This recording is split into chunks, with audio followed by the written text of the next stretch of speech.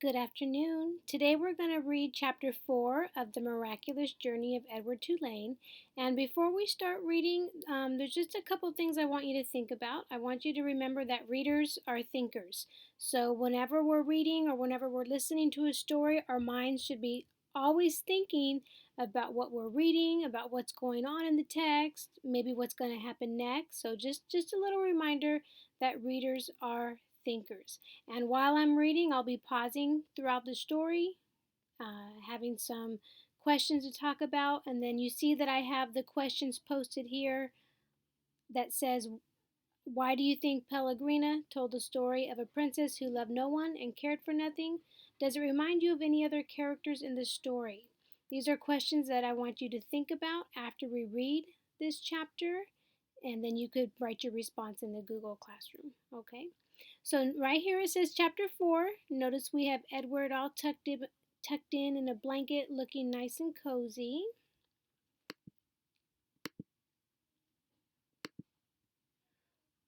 Once there was a princess who was very beautiful. She shone as bright as the stars on a moonless night. But what difference did it make that she was beautiful? None, no difference. Why did it make no difference? Asked Abilene.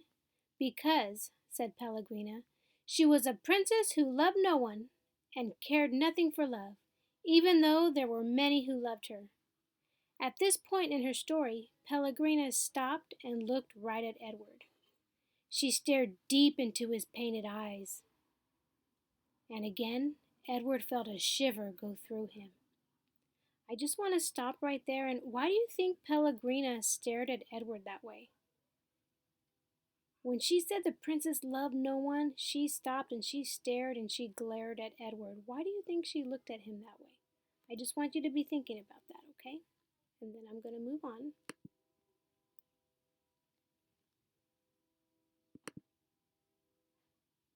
Here's a picture of the grandma, Pellegrina, telling her story to Abilene. And so, said Pellegrina, still staring at Edward. What happened to the princess? Said Abilene. And so, said Pellegrina, turning back to Abilene, the king, her father, said that the princess must marry, and soon after this, a prince came from a neighboring kingdom, and he saw the princess, and immediately he loved her. He gave her a ring of pure gold. He placed it on her finger. He said these words to her, I love you. But do you know what the princess did? Abilene shook her head. She swallowed the ring. She took it from her finger and swallowed it. She said, That is what I think of love, and she ran from the prince. She left the castle and went deep into the woods, and so? And so what? Said Abilene. What happened to them? And so the princess became lost in the woods. She wandered for many days. Finally she came to a little hut, and she knocked on the door. She said, Let me in, I am cold. There was no answer. She knocked again. She said, Let me in, I am hungry. A terrible voice answered her. The voice said, Enter if you must. The beautiful princess entered, and she saw a witch sitting at a table counting pieces of gold. 3,622, said the witch. I am lost, said the beautiful princess. What of it? Said the witch. 3,623. I am hungry, said the princess. Not my concern, said the witch. 3,624. But I am a beautiful princess, said the princess. 3,625, replied the witch. My father, said the princess, is a powerful king. You must help me or there will be consequences. Consequences? Said the witch. She looked up from her gold. She stared at the princess. You dare talk to me of consequences? Very well then. We will speak of consequences. Tell me the name of the one you love. Love? Said the princess. She stamped her foot. Why must everyone always speak of love? Whom do you love? Said the witch. You must tell me the name. I love no one," said the princess proudly. "You disappoint me," said the witch. She raised her hand and said one word, "Fothfiggery," and the beautiful princess was changed into a warthog. "What have you done to me?" squealed the princess. "Talk to me of consequences now, will you?" said the witch, and she went back to counting her pieces of gold. 3,626, said the witch, as the warthog princess ran from the hut and out again into the forest. The king's men were in the forest too, and what were they looking for? A beautiful princess. And so when they came upon an ugly warthog, they shot it immediately. Pow! "No," said Abilene. "Yes," said Pellegrina. The men took the warthog back to the castle, and the cook slit open its belly, and inside it she found a ring of pure gold. There were many hungry people in the castle that night, and all of them were waiting to be fed. So the cook put the ring on her finger and finished butchering the warthog, and the ring that the beautiful princess had swallowed shone on the cook's hand as she did her work. The end. "The end?" said Abilene indignantly. "Yes," said Pellegrina, "the end. But it can't be." "Why can't it be?"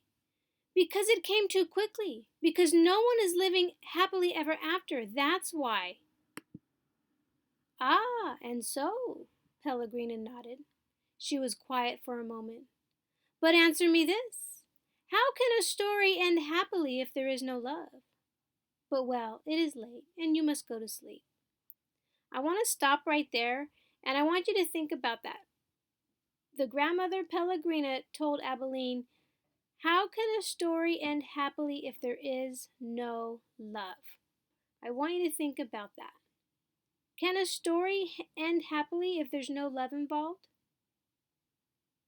Do you always have to have love for something to be happy or to have a happy ending? I just want you to think about that, and I would be curious to know what your answers are. Okay? Because we know when there is love, love can conquer a lot of things. If there's love, there's happiness, right? There's warmth, there's comfort, there's forgiveness. There's a lot of things that go along with love. So I want you to think about, can a story ever end happy if there is no love? Okay? I'm going to go ahead and I'm going to reread the last line one more time. But answer me this. How can a story end happily if there is no love? But, well, it is late and you must go to sleep. Pellegrina took Edward from Abilene. She put him in his bed and pulled the sheet up to his whiskers. She leaned close to him and she whispered, "You disappoint me."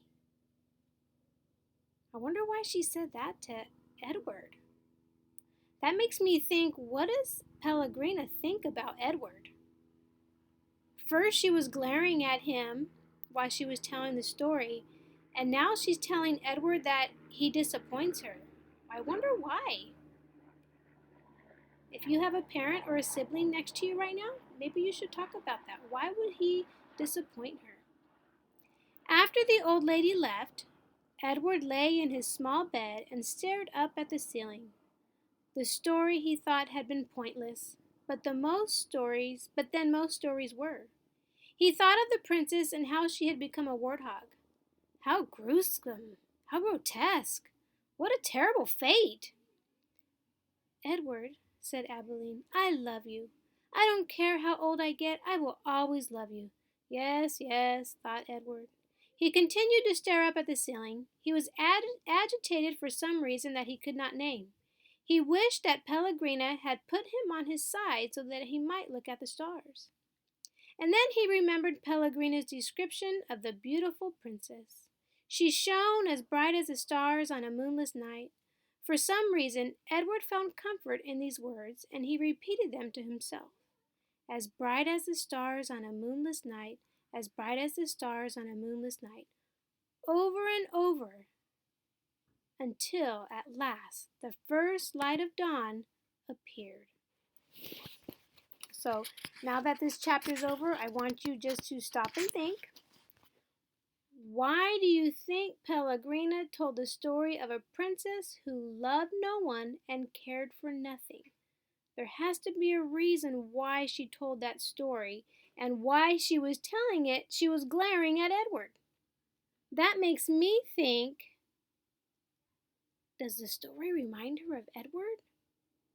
That's why I put the second question here at the bottom that says, does it remind you of any other characters in the story? Does that mean that Pellegrina thinks that Edward is unloving and uncaring like the princess? Is she relating those together? I want you to think about that. I want you to talk about it. Remember, readers are thinkers, and then we talk about what we're reading, and that's how we learn, okay? And then I want you to write your responses in the Google Classroom. Okay, I hope everybody has a good day, and I hope you're enjoying these stories. Okay, have a good day. Bye.